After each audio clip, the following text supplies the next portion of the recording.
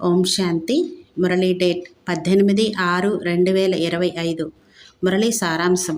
మధురమైన పిల్లలు, ఈ రుద్రజ్ఞాన యజ్ఞాన్ని స్వయంగా రుద్ర భగవానుడే రచించారు. ఇందులో మీరు మీ సర్వస్వాన్ని స్వాహా చేయండి, ఎందుకంటే ఇప్పుడిక ఇంటికి వెళ్ళాలి. ప్రశ్న: సంగమ యుగంలో ఏ అద్భుతమైన ఆట జరుగుతుంది?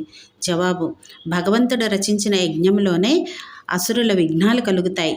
ఈ అద్భుతమైన ఆట కూడా సంగమ యుగంలోనే జరుగుతుంది. ఇటువంటి యజ్ఞము మళ్ళీ కల్పమంతటిలో ఎప్పుడూ రచింపబడదు.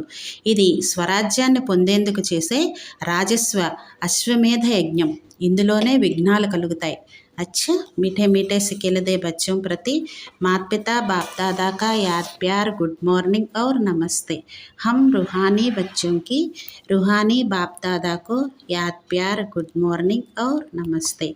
धारणा कोसम ఫస్ట్ పాయింట్: సత్యమైన సంపాదన చేసుకుని 21 జన్మల వరకు మీ భాగ్యమును తయారు చేసుకోవాలి.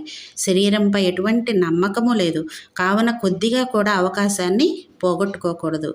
సెకండ్ పాయింట్: నష్టమోహులుగా అయ్యి మీ సర్వస్వమును రుద్రయజ్ఞంలో స్వాహా చేయాలి. స్వయాన్ని అర్పణ చేసుకుని ట్రస్టీలుగా అయ్యి సంభాళించాలి. సాకార బాబాను అనుసరించాలి. వరదానం: ఈశ్వరీయ నశ ద్వారా పాత ప్రపంచమును మరచిపోయే సర్వప్రాప్తి సంపన్న భవ. ఏ విధంగా ఆ నశ అన్నింటినీ మరపింపజేస్తుందో అలా ఈ ఈశ్వరీయ నశ దుఃఖ ప్రపంచమును సహజంగానే మరపింపజేస్తుంది. ఆ నశలో అయితే చాలా నష్టం ఉంటుంది.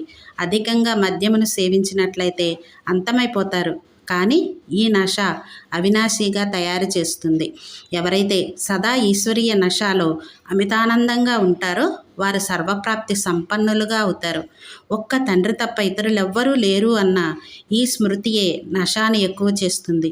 ఈ స్మృతి ద్వారా సమర్థత వచ్చేస్తుంది. స్లోగన్: ఇతరులను కాపీ చేసేందుకు బదులుగా తండ్రిని కాపీ చేయండి. అచ్చా. ఓం శాంతి.